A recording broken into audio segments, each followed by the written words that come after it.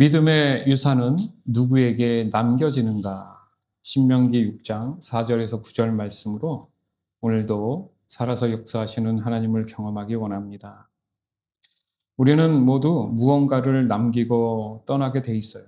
그것이 무엇이든 간에, 그게 좋은 것이든 나쁜 것이든 간에 남기고 떠나게 됩니다. 그리고 지금도 우리는 무언가를 끊임없이 남기며 살아가고 있어요.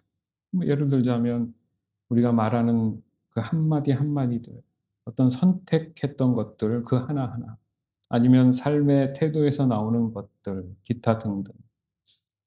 결국 나라는 존재에 대해서 흔적이 남는다는 거죠. 이 모든 것이 누구에게는 분명히 유산이 될 겁니다. 아까도 말씀드렸지만 그것이 좋은 것이든 좋지 않은 것이든 누군가에게는 남겨지는 거예요. 빚을 남기면 법적으로 그 자녀나 후손들이 갚게 돼 있는 그런 것도 있잖아요. 그죠? 그러니까 좋든 나쁘든 뭔가가 남겨진다는 거죠. 그런데 여기서 질문이 있습니다. 바로 나는 지금 무엇을 남기고 있는가? 즉 무엇을 남기며 살아가고 있는지를 우리는 스스로 잠깐이라도 돌아봐야 되는 거예요. 특별히 자녀에게 남겨주는 것들, 또 주변 사람들, 지인들, 이 교회 공동체를 통해 무엇을 남길 것인가, 또 무엇을 남기고 있는가. 내 존재가 비추어주는 그 모든 것들 이미지가 다 남겨지고 메모리 되어 가고 있는 것입니다. 맞습니다. 그런 겁니다. 바로 많은 사람들은 그래서 생각하지요. 아, 그래, 나도 내 자녀에게 좋은 것만 남겨줘야겠다. 틀린 말이 아니라는 거예요. 매우 중요한 이야기죠. 그러나 C.S. 루이스의 관점에서 좀 더 들여다보면 중요한 질문이 있어요. 그러면 그 믿음은 어디서 시작됐느냐? 또 그 믿음은 어떻게 흘러가고 있느냐라는 질문이겠죠. 따라서 오늘 말씀을 통해서 바로 믿음의 유산의 진짜 대상이 누군지 세 가지 흐름을 통해서 깊이 살펴보기를 원합니다.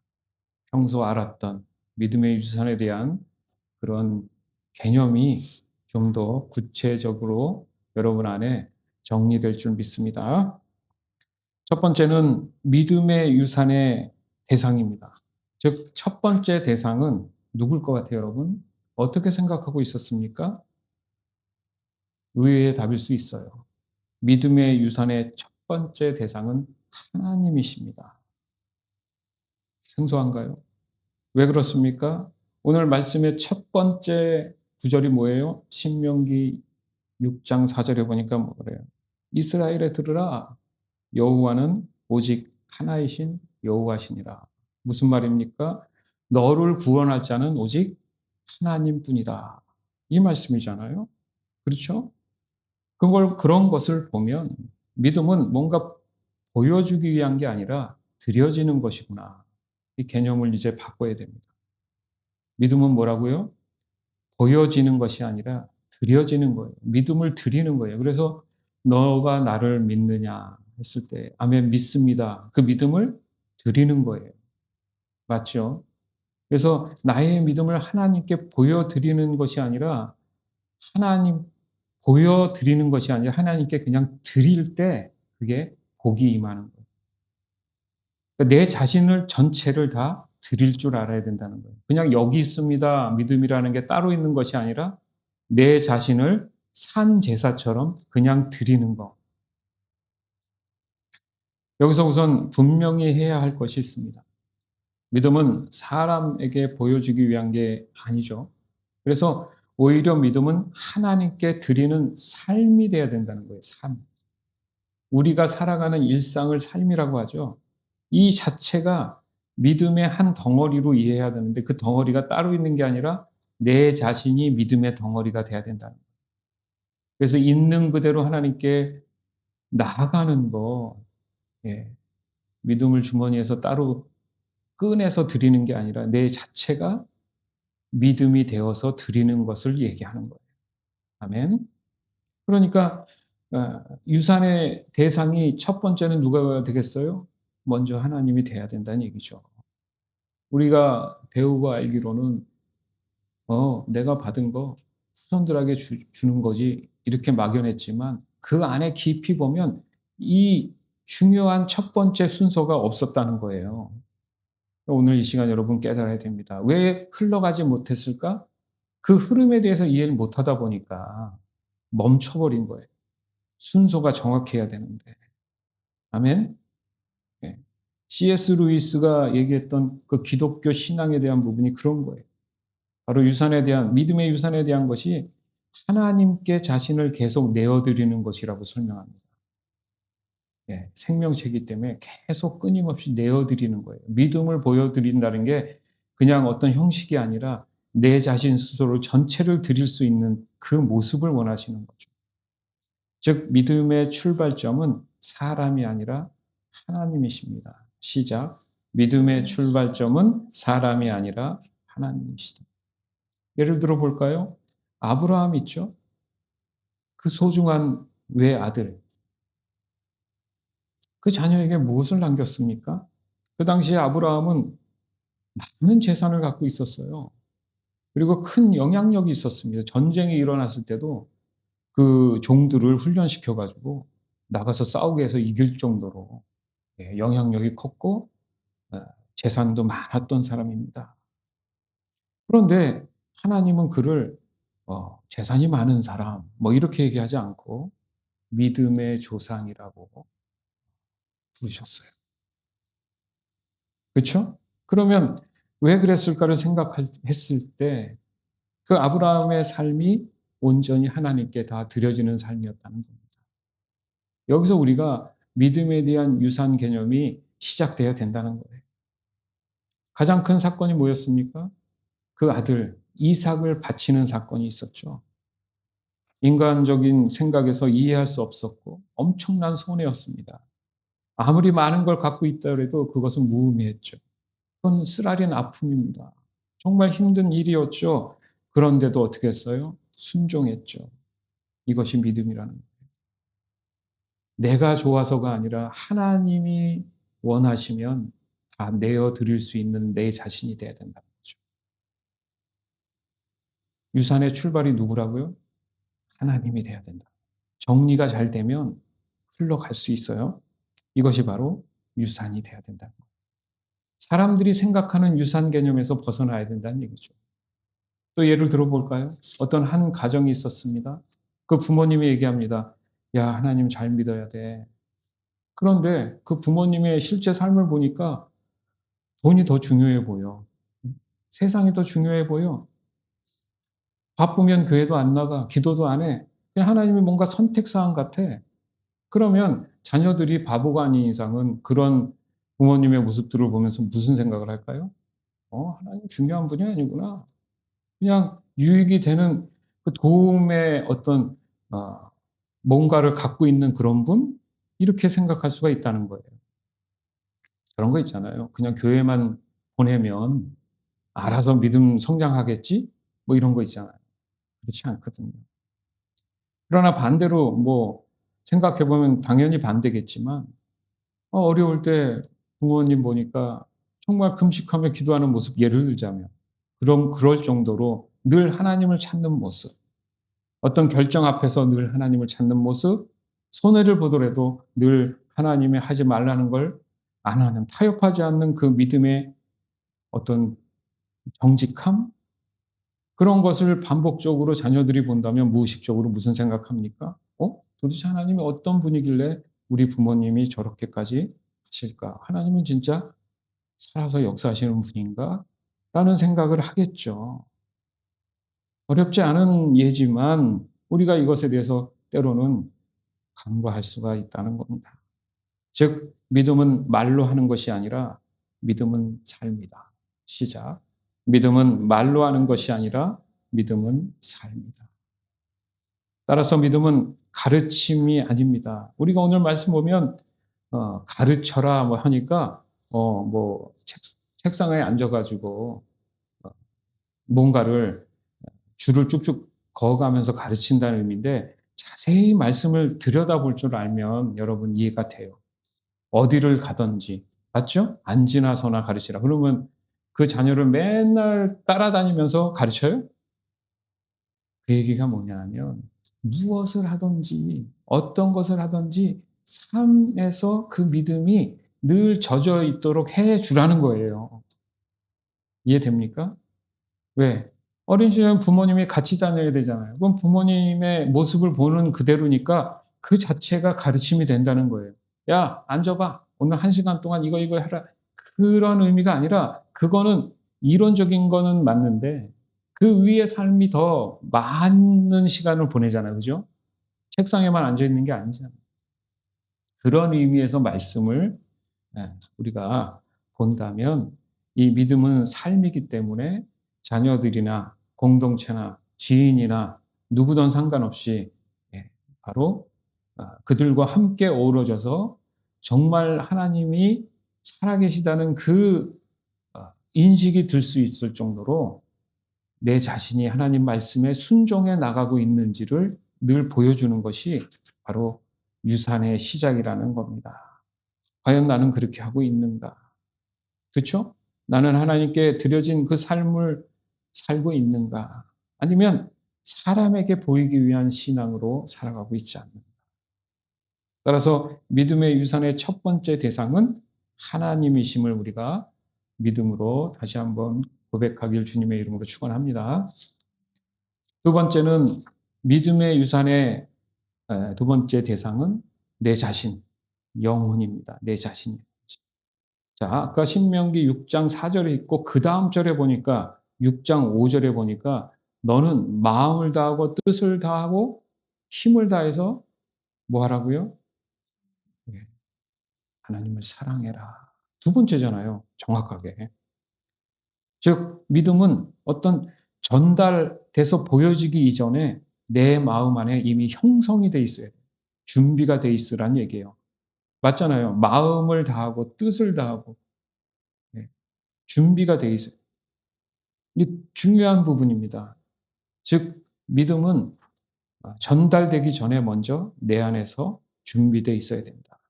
왜냐하면 믿음은 뭔가 흉내낼 수 없기 때문이에요. 또한 단순히 말로 전달해서 생기는 게 아니라는 거죠. 여러분 다윗을 생각해 보면 압니다. 그는 완벽하지 않았어요. 그냥 사람들 생각에 '와 다윗을 본받아야겠다.' 이름도 데이비드로 정하기도 하고 그것은 그가 가졌던 장점들을 얘기하지만 성경의 전체를 보면 다윗도 불완한 존재였어요. 완벽하지 않았어요. 실수도 많이 했어요. 넘어졌어요. 죄도 지었어요. 그럼에도 불구하고 가장 중요한 한 가지 뭐냐 하면 다윗은 절대 그런 실수가 있든 없든 하나님을 놓지 않았다는 절대 하나님을 손에서 놓지 않았다는 거예요. 그래서 하나님은 다윗에게 뭐라고 합니까? "내 마음에 합한 사람이다." 무슨 말입니까? 하나님 마음에 들었던 사람. "너가 완전하지 않은 거 알아. 불안한 거 알아. 어린 시절 외로웠던 거 다 알아. 그럼에도 불구하고 너는 끝까지 나를 내 마음을 알고 붙잡은 존재야." 이게 바로 믿음의 삶을 유지해 나간 다윗의 모습을 얘기하는 거죠. 그런 측면에서 C.S. 루이스는 이렇게 얘기합니다. 믿음은 감정이 아니라 하나님을 계속 붙드는 선택이다. 하나님을 계속 붙드는 선택이다. 하나님을 붙드는 것을 늘 선택해 나갈 줄 아는 거예요. 아멘. 즉 상황이 좋을 때만 어떤 믿음에 대한 부분을 이야기하는 것이 아니라 상황이 상관없이 좋든 나쁘든 상관없이 변함없이 언제나 나의 첫 번째 선택은 하나님이 돼야 된다. 그러니까 아까 첫 번째 유산의 대상이 하나님이 되다 보니까 당연히 내 삶의 어떤 모든 중심이 하나님이 되는 그런 자연스러움 속에 살다 보니까 어떠한 선택도 항상 하나님으로 인해서 그 선택이 이루어진다는 거죠. 어떤 성도가 있었습니다. 뭐 사업을 하든 뭘 하든 잘 돼서 감사하죠. 그러나 어려우면 시험에 들고 낙심할 수 있어요. 그것은 누구나 모든 사람이 다 포함된 얘기겠죠. 그랬을 때 분명히 주변에 뭐 자녀를 뿐 아니라 지인이나 이런 수많은 사람들이 그 사람을 바라봤을 때 어떤 생각이 들까? 저희가 지금 무슨 얘기를 하고 있습니까? 나는 무엇을 남기는 사람이 돼야 될까? 다른 사람이 봤을 때의 이미지잖아요. 그죠? 네. 그러나 그 믿음이 들쑥날쑥해 보이면 사람들이 말은 안 해서 그렇지 뭐라 그러겠어요. '아 하나님은 그냥 상황에 따라서 믿는 대상이구나.' 이렇게 생각했었죠. 옵션처럼. 가뜩이나 요즘 더 그래요. 요즘 더 심각해. 교회를 알기를 너무 쉽게 우습게 아는 경우도 많고요. 왜? 교회관이 제대로 서 있지 않으니까. 구원관이 제대로 서 있지 않으니까 자기가 뭔가 선택하면서 살면 되는 것처럼 하는데 굉장히 위험한 거죠. 왜 그럴까? 믿음의 정확한 정의와 하나님으로부터 받았던 이 말씀에 대한 그 믿음에 대한 것들이 대상이 누군지, 내가 그 믿음을 갖고 사는 게 무엇인지 정리가 안 되면 네, 결국은 그 신앙이 성장하지 못하고 하나님을 오해하고 자기 멋대로 마음대로 살아가는 그런 존재로 아 전락해 버릴 수 있다라는 것을 우리가 다시 한번 늘 생각해야 될 줄 믿습니다. 그럼에도 불구하고 반대인 사람들이 당연히 있겠죠. 어려워도 더 기도하고 어려워도 더 말씀 보고 어려워도 더 예배를 사모하고 더 하나님을 찾는 사람이 있어요. 힘드니까 더 하나님을 찾는 거죠. 도대체 자녀들이 주변 사람들이 봐도 이해가 안 가는 거야. 아 힘든데 지금 한가하게 하나님 찾고 있는 거야. 기도해야 된다고? 말씀 봐야 된다고? 그게 반복되니까 하나님의 영, 성령께서 그 주변 사람들에게 은혜를 베푸시기 시작하는 거예요. 그런 경우가 얼마나 많습니까? 아, 저분이 얘기하는 하나님은 진짜 하나님이시구나. 의지할 만하구나. 힘들고 어려울 때 저분이 하는 것을 보니까 그분은 정말 의지할 수 있는 분이구나. 이게 느껴지기 시작해야 된다. 이게 바로 내가 남기는 흔적이죠. 그게 유산인 거예요. 안 그렇겠습니까? 따로 어떻게 적어서 뭐 줍니까? 그 근거가 어디 있으며 증거가 어디 있어요? 눈에 보이는 물질도 아니고. 실제 내가 하는 행동이나 이런 믿음을 보면서 영향을 받고 은혜를 받으면 받았다는 거기 때문에 그게 믿음의 유산이 된다는 거예요. 아멘? 그런 겁니다. 결국 뭡니까? 믿음은 내 안에서 만들어지기 시작하면서 뿜어져 나와서 사람들에게 영향을 주는 거구나. 그리고 그 믿음은 내 영혼을 자라게 하는구나. 이걸 믿음의 성장이라고 얘기를 합니다. 즉 내가 하나님을 사랑하지 않으면 아무것도 남길 수가 없구나. 뭘? 믿음을. 아까도 두 번째가 뭐였어요? 마음을 다하고 뜻을 다하고 목숨을 다해서 주 너의 하나님을 사랑해라. 사랑 없이 어떻게 믿음을 만들어낼 수 있습니까? 존재하지 않죠. 그것은 그냥 껍데기, 내 필요에 따라 이용하는 존재는 되겠죠. 따라서 우리는 내 스스로를 날마다 매일 묵상하면서 점검하라는 거예요. 묵상의 의미가 그런 거예요. 나는 진짜 하나님을 신뢰하고 있는가? 아니면 그냥 종교 생활, 형식적으로 신앙생활 하는가? 아는 건 많죠. 안 그렇습니까? 한 세월 들은 건 있죠. 본 건 있죠. 어느 순간 자신이 하나님이 돼서 자신이 그것을 정하고 이런 일이 여러분 얼마나 많은 줄 아십니까? 그래서는 안 되죠. 따라서 두 번째, 바로 믿음의 유산의 두 번째 대상은 내 자신이다. 내 영혼이 바로 두 번째 대상이다. 자, 세 번째, 믿음의 유산의 세 번째 대상은 바로 다음 세대와 공동체입니다. 나로 끝나는 것이 아니라 우리가 속해 있는 예수 섬긴 교회, 속해 있는 중요한 거예요, 여러분. 맞죠? 하나님이 많은 교회를 세우셨고 거기에 속하도록 하셨어요. 그래서 에베소서의 말씀에 보면 교회를 뭘로 비유해요? 어떤 사람의 몸으로 비유하죠. 너는 코, 너는 입, 너는 팔, 각자 그 몸이 돼서 예수님의 머리에서 몸에 되어서 그 교회를 이루는 것이다. 근데 갑자기 팔이 떨어져 나가서 다른 교회 가서 있다? 그게 잘못됐다는 게 아니라 하나님이 그렇게 공동체의 어떤 하나 된 것을 이렇게 아름답게 만들어 주신 걸 이해해야 된다는 얘기입니다. 중요한 거죠. 그것을 깨닫지 못하면 항상 나는 어 이방인처럼 그냥 방문객처럼 살아가다 보면 믿음이 성장할 수 없다라는 거예요. 무슨 말을 합니까? 첫 번째 하나님이 우리 믿음에 대한 유산에 대한 대상이셨죠. 그래서 하나님이 영광 받으시니까 그냥 하나님이 받으신 걸로 끝나는 게 아니라 내가 하나님을 사랑할 줄 알게 되니까 그죠? 내 삶이 신앙적인 측면에서 신실한 그 삶을 유지하다 보니까 그것이 굳이 얘기하지 않아도 공동체와 다음 세대 자녀에게 흘러가기 시작하는 거예요. 이제 흘러가기 시작한 거예요. 아멘? 그래서 이 세 번째 대상은 다음 세대와 공동체다. 그게 신명기 이제 다음 6장 7절에 나오는 거예요. 이 말씀을 너희 자녀에게 부지런히 가르쳐라. 그러니까 우리가 정리가 안 됐을 때 보면 믿음의 유산을 남기세요 하면은 6장 4절, 5절, 6절 이거는 다 까먹고 7절부터 시작해 버린 거예요. 맞죠? 그러니까 이게 방법을 몰랐던 거죠.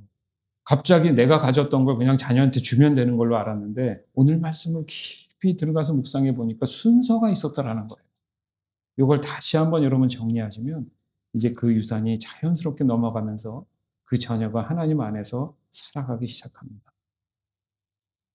이제 믿음은 흐른다는 거죠. 이게 이제 마지막 단계인 거예요.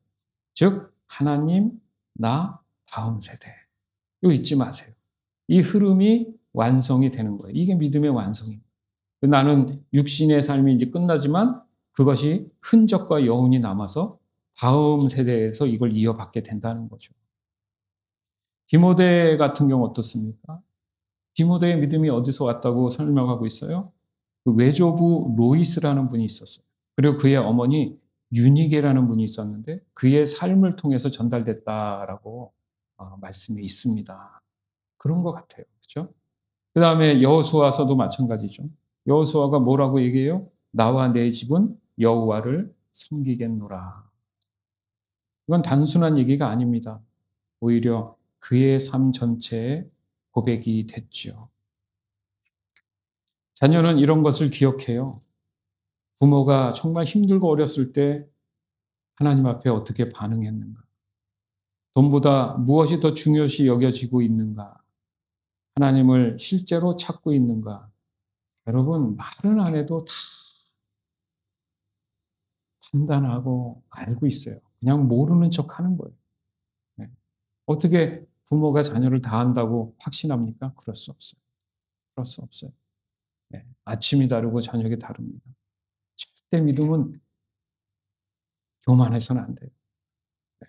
나는 아니라고 생각하면 안 되죠. 늘 겸손해야 되는 것처럼 자녀들이 봤을 때, 주변에서 누군가 봤을 때 나는 가장 힘들고 어렸을 때 과연 내 믿음의 흐름이 예, 어디서부터 오고 어디로부터 오고 가고 있는지를 내 스스로 하나님을 향하는 그 모습 속에서 보여지게 된다는 겁니다. 아멘. 네. 결국 이 모든 것이 평생 남는 것, 흔적이 돼서 다음 세대가 그 사람을 얘기했을 때 얘기를 하겠죠, 이미지를. 어떤 분이었다. 그냥 말하기 좋은 그런 말이 아니라 정말 그런 말이 들렸을 때 그것이 정말 참 믿음의 유산이 된다는 겁니다. 그렇습니다. 믿음은 흘러갑니다. 믿음은 전달됩니다. 또 믿음은 남습니다. 꼭 기억해야 되죠. 왜 기억합니까? 우리의 삶에 하나님이 원하시는 것은 바로 이런 것들이거든요. 그게 증거가 돼서 우리가 예수님 앞에 섰을 때 잘했다 칭찬받게 되는 겁니다. 주 안에서 사랑하는 여러분, 바로 이 믿음의 유산은 흐름이었어요. 흐름. 자, 이제 정리해 봅니다. 믿음의 유산은 이렇게 흘러갔어요. 하나님, 나, 다음 세대. 이 흐름이 바로 믿음의 유산이었어요. 이 순서가 무너지니까 아무것도 나는 남은 게 없는 것처럼 느껴지는 거예요. 적어도 믿음에 관해서는 아무것도 남지 않으면 여러분 위험합니다. 감사하게도 우리가 이 말씀을 나누는 이 순간은 적어도 이 말씀들을 실천할 수 있는 기회가 주어졌다고 저는 생각해요. 따라서 여러분 스스로에게 이런 질문을 던지면서 다시 한번 점검할 필요가 있어요. 나는 무엇을 남기고 싶은가? 돈일까? 성공일까? 아니면 믿음일까? 나는 하나님께 드려진 삶을 살겠습니다. 나는 내 영혼 안에 믿음을 채워 나가겠습니다. 나는 다음 세대에 믿음을 흘려보내겠습니다. 이 믿음의 선포가 저와 여러분의 삶이 하나님께 드려지고 또한 내 영혼 안에서 살아 있으며 다음 세대로 흘러가게 하는 바로 믿음의 통로가 되기를 이 시간 주 예수 그리스도 이름으로 간절히 축원합니다. 아멘.